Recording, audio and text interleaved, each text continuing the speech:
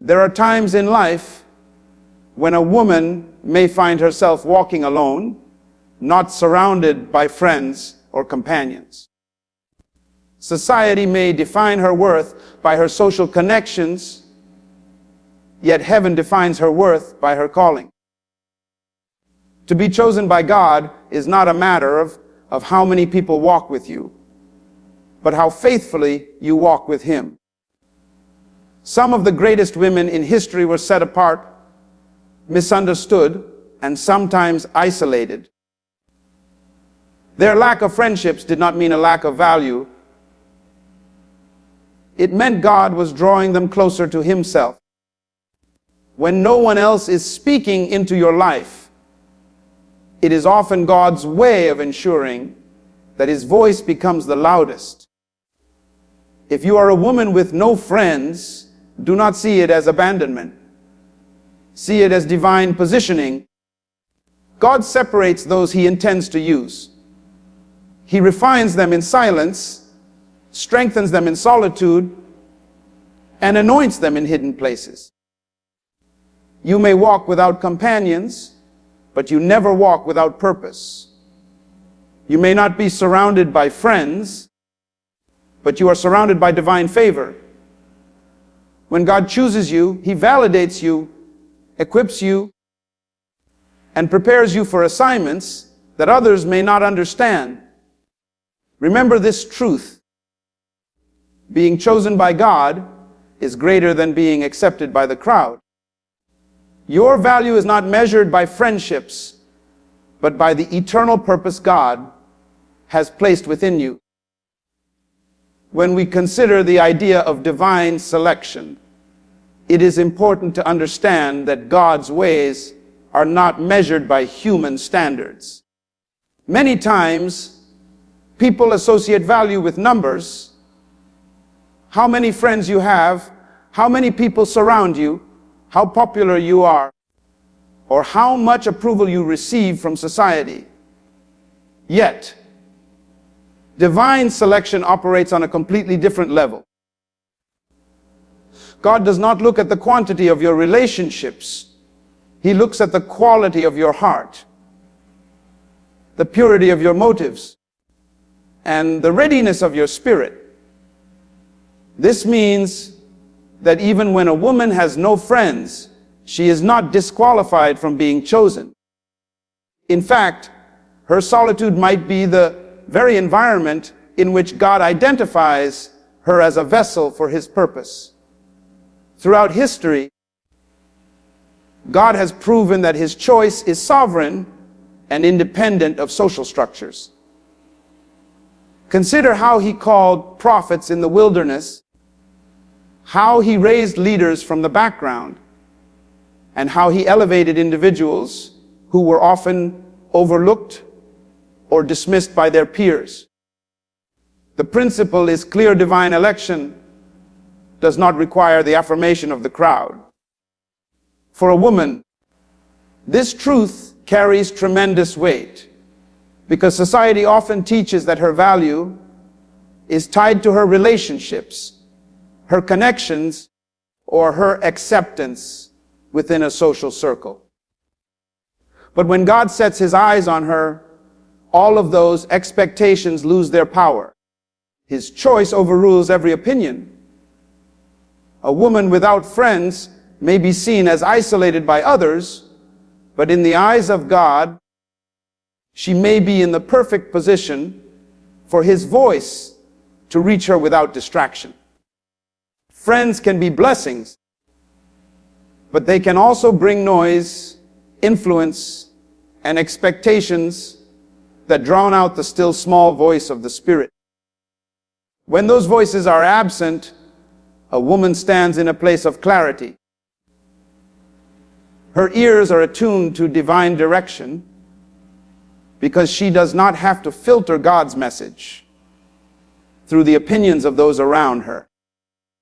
In her silence, she hears heaven's call more distinctly. What others interpret as loneliness may in reality be the training ground of intimacy with God. Divine selection is not a random act. It is purposeful and intentional. When God chooses someone, He does so with a plan in mind. For a woman who appears friendless, the absence of companions might actually serve as a signal of divine intention.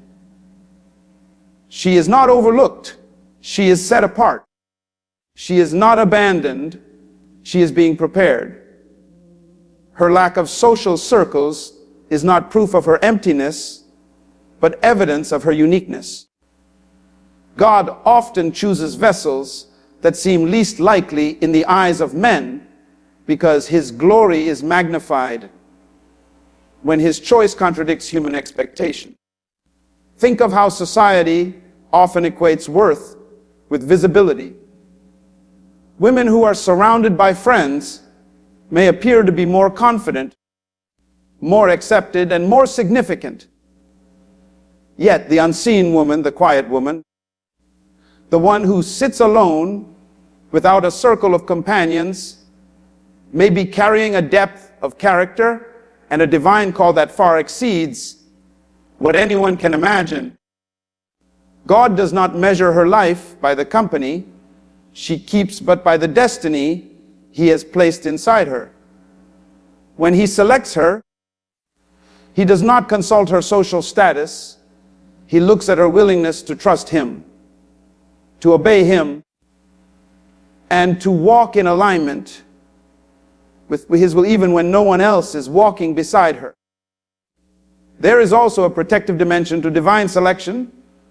Sometimes God removes friends or prevents deep attachments because He knows that certain relationships can hinder destiny. He sees the future in ways that we cannot. For a woman chosen by God, friendships that are not aligned with her assignment could become stumbling blocks, sources of compromise, or distractions from her true path. What feels like rejection from people may actually be protection from heaven.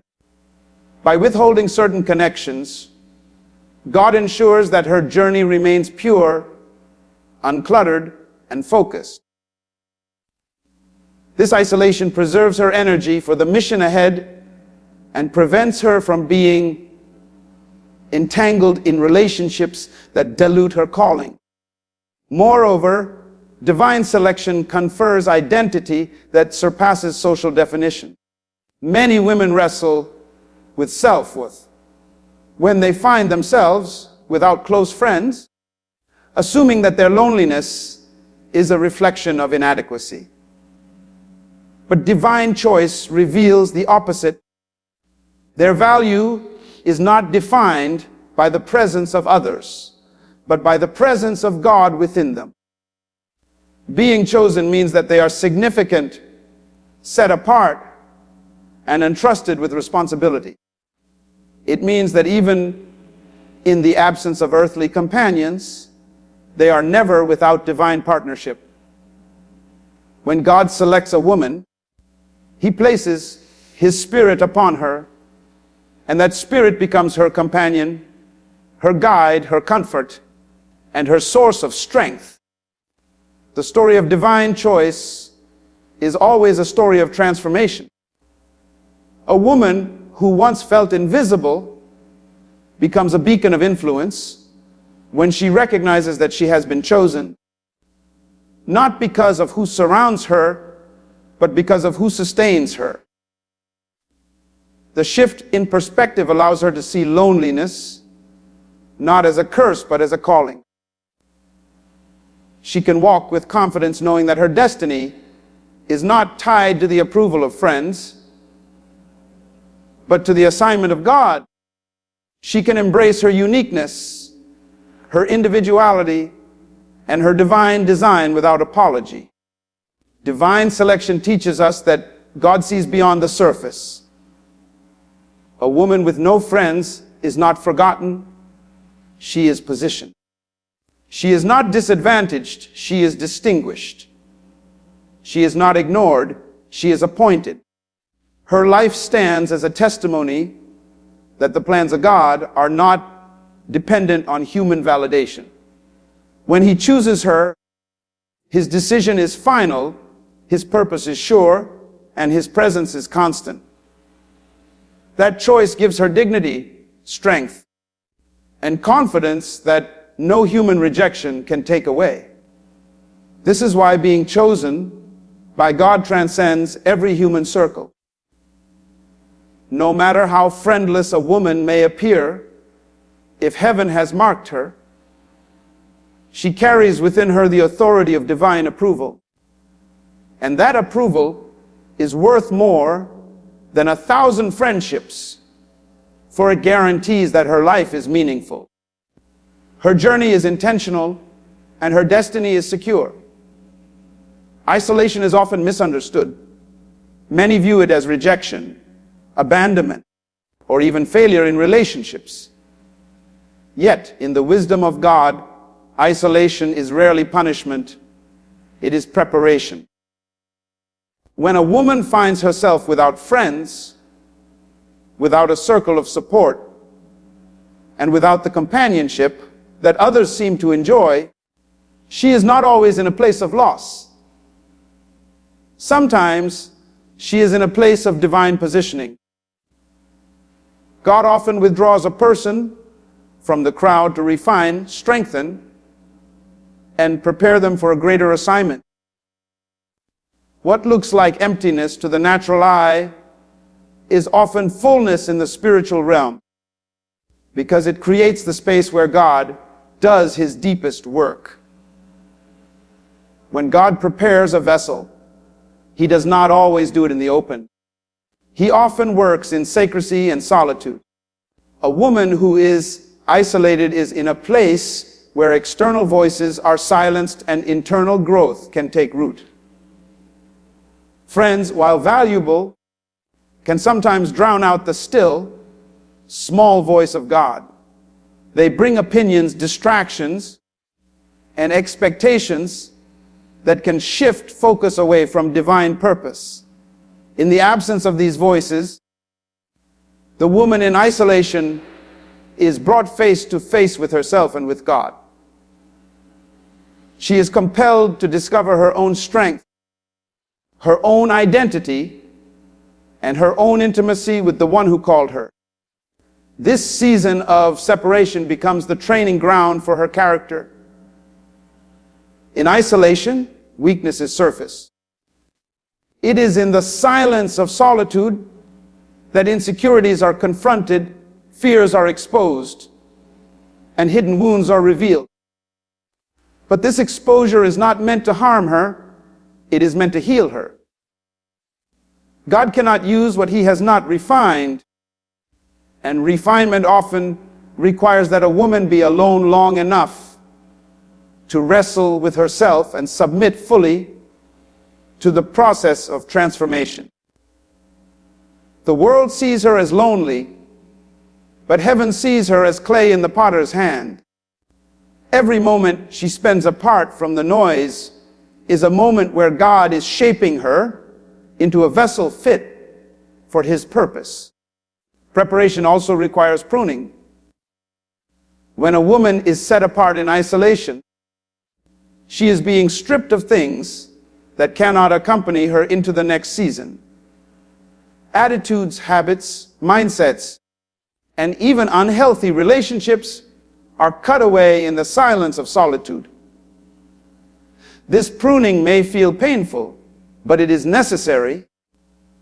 No fruitful tree grows without pruning, and no chosen vessel matures without separation. God uses the quiet season to remove what is unfruitful, so that when she steps into her calling, she carries only what is essential. Another dimension of isolation is that it strengthens faith. A woman who has no friends to lean on learns to lean fully on God. Without the cushion of constant companionship, she discovers what it means to trust in divine provision, divine direction, and divine comfort. Her dependency shifts from people to God, and this dependence becomes the foundation of unshakable faith. when the time comes for her to walk into her assignment, she does so with a confidence that does not come from human applause, but from divine assurance. She knows that if God sustained her in her solitude, He will sustain her in her service. History shows that some of the most powerful callings were birthed in isolation. Leaders, prophets, and visionaries were prepared in deserts, caves, and lonely places before they emerged in power. Their solitude was not wasted. It was the very womb of their strength. In the same way, a woman chosen by God may find herself walking through seasons where friendships are scarce and companionship is absent. These are not wasted years. They are years of preparation where she is taught, molded, and equipped for a future assignment far greater than her current reality. The beauty of isolation is that it shifts perspective. In solitude, a woman learns to see herself not through the eyes of friends or society, but through the eyes of God. Without constant comparison or external validation, she discovers her true identity and worth. She realizes that she is valuable not because of who surrounds her, but because of who dwells within her. This revelation empowers her to walk into her destiny with boldness, free from the need to please people. Isolation strips away dependence on external affirmation and roots her confidence in divine truth. It is also in isolation that vision becomes clear. When the noise of friendship circles is absent, the clarity of divine purpose emerges. A woman who once felt confused about her direction may suddenly find that in the quietness of her heart, God deposits dreams, instructions, and strategies for her future. She begins to see beyond the present moment into the horizon of her calling. Isolation is not just about removing distractions, it is about creating the space where revelation can flourish. In the natural, people fear being alone because it feels like weakness. But in the spiritual, being alone often signals strength in the making. God allows isolation not to diminish, but to elevate. A woman in solitude is like a seed in the soil, hidden, unseen, but undergoing transformation that will soon make her blossom. She is not forgotten, she is planted. And in due season, the growth that occurred in secret will become visible to all. The woman who finds herself with no friends should not despair. Her season of isolation is not an indication of failure, but a sign of preparation. She is in the classroom of God, being taught lessons that crowds cannot teach. She is being trained in the school of silence, where strength is built, vision is birthed, and faith is fortified. When her season of preparation is complete, she will emerge not as someone desperate for friends, but as someone equipped for purpose. Isolation, then, is not the absence of destiny, but the shaping of it. It is the place where God takes an ordinary woman and prepares her for extraordinary influence. While others may misunderstand her solitude, she can rest in the knowledge that God never wastes a season.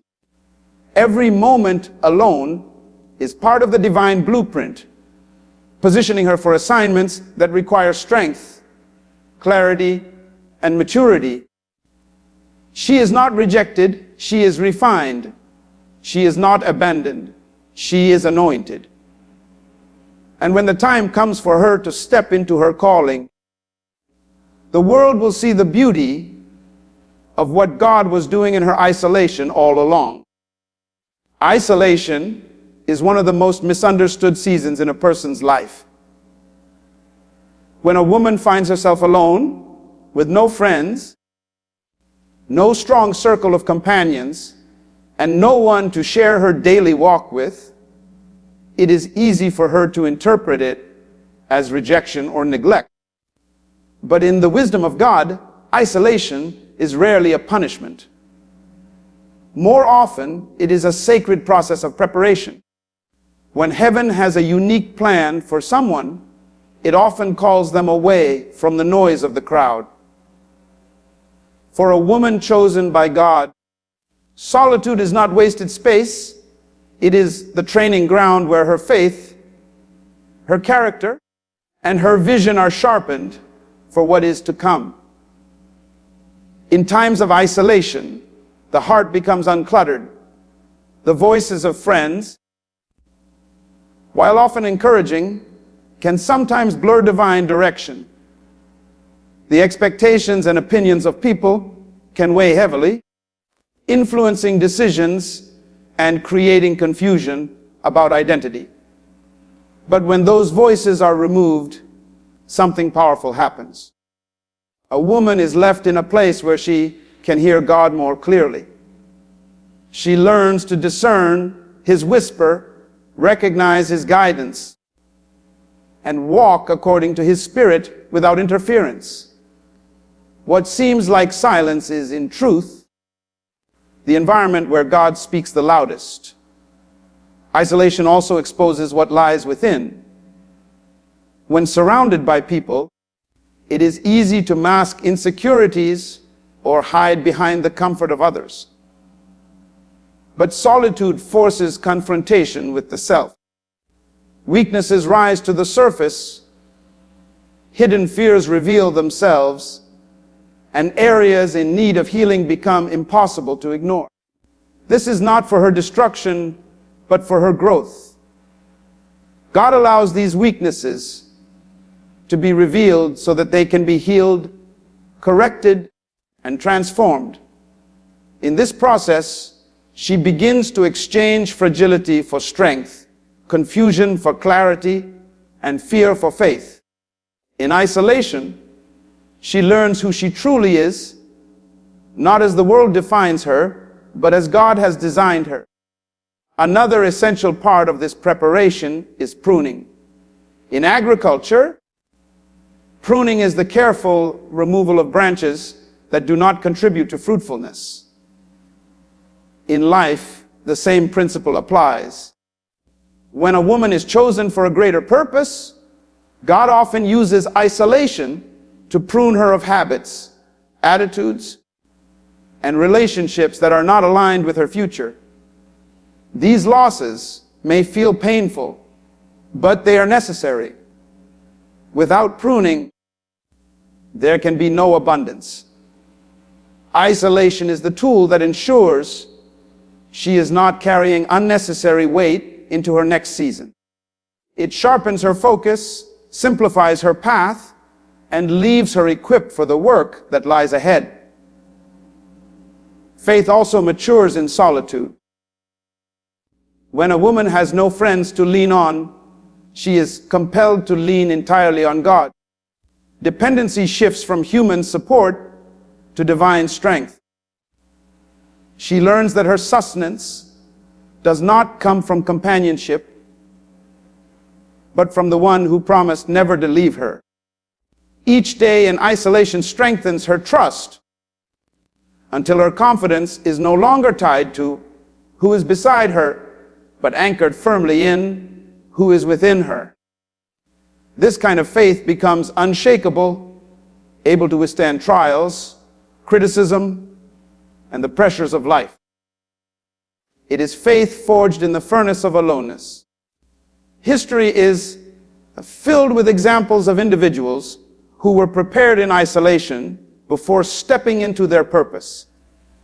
The desert, the cave, the wilderness, these lonely places became the classrooms of destiny.